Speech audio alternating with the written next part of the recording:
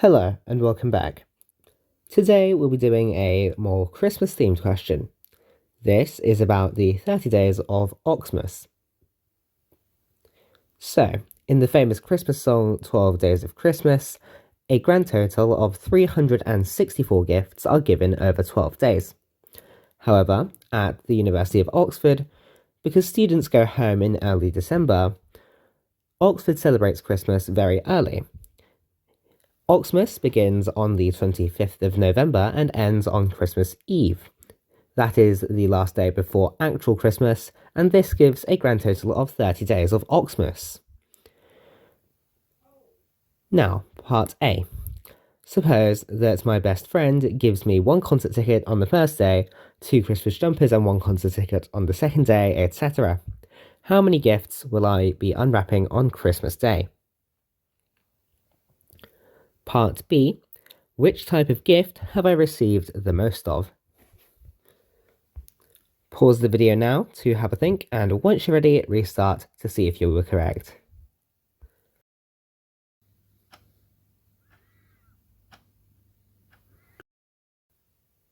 Let's get started with part A.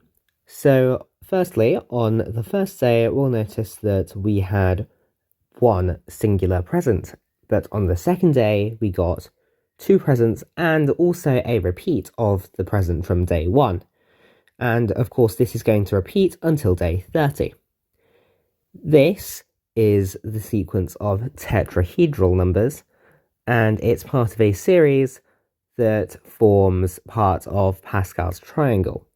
This means that you can use the formula n plus 1, n plus 2, all over 3 factorial in the case of tetrahedral numbers to calculate a sum. And in this case, the sum of the first 30 tetrahedral numbers is 4,960. Now, we'll move on to part B. For part B, it would in fact be possible to calculate all the different gift numbers for each type of gift. However, many people might know that in the case where A plus B is equal to some constant, then A is equal to B gives the largest possible AB. In this case, A plus B is equal to 31, and so A is equal to B would give A is equal to B is equal to 15 and a half.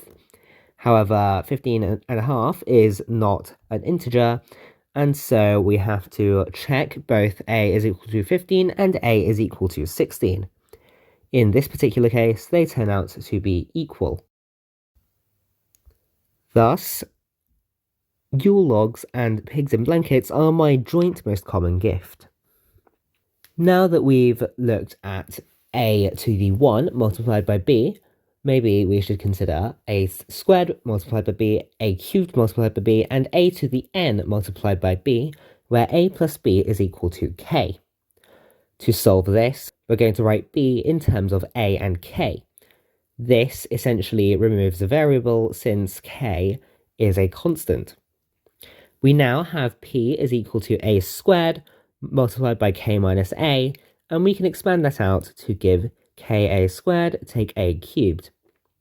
We can then differentiate this twice to get our 2 derivatives, and we can set the first derivative to be 0, giving us 2 possibilities, a is equal to 0 and a is equal to 2/3 k.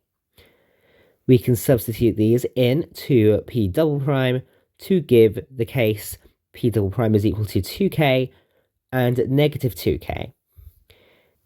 The first case has a second derivative that is less than 0.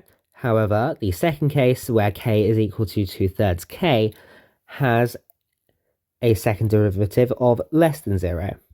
Therefore, this is a maximum, and so we can say that a is equal to 2/3k, and b is equal to 1/3 of k, and therefore a is equal to 2b.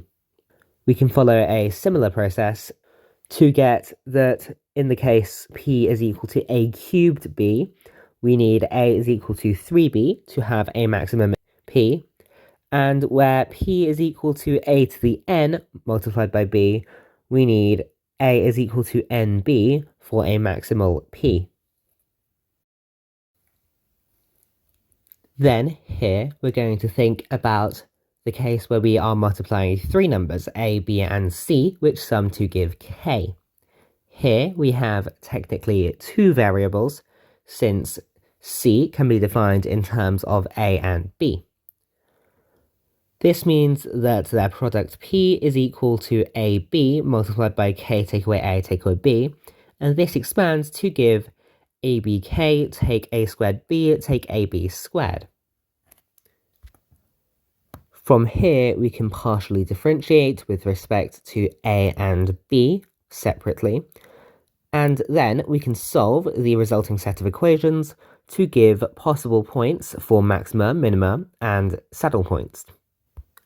Doing so gives two stationary points at the points a equals 0 and b equals 0, or at the point where a is equal to k over 3 and b is equal to k over 3 as well.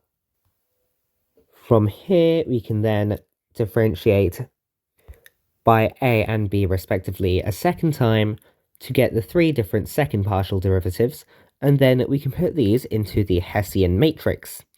We can then find the determinant of the Hessian matrix, and we can simplify that to give 4k of a plus b, take away k squared, take away 2a squared, take away 2b squared.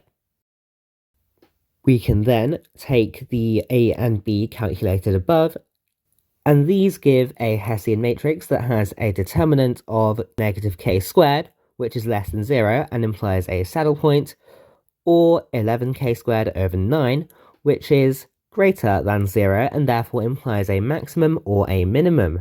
From here, we can substitute our values of a and b into either one of the two pure partial second derivatives, and we can see that PAA is equal to negative 2/3 of k, which is less than 0, since k is greater than 0.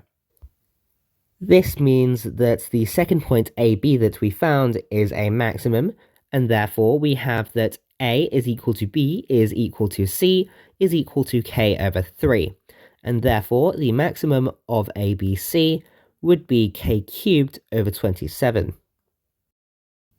If you liked our video, please like and subscribe, and we'll see you next time for some more fun maths problems. Thanks for watching, and goodbye.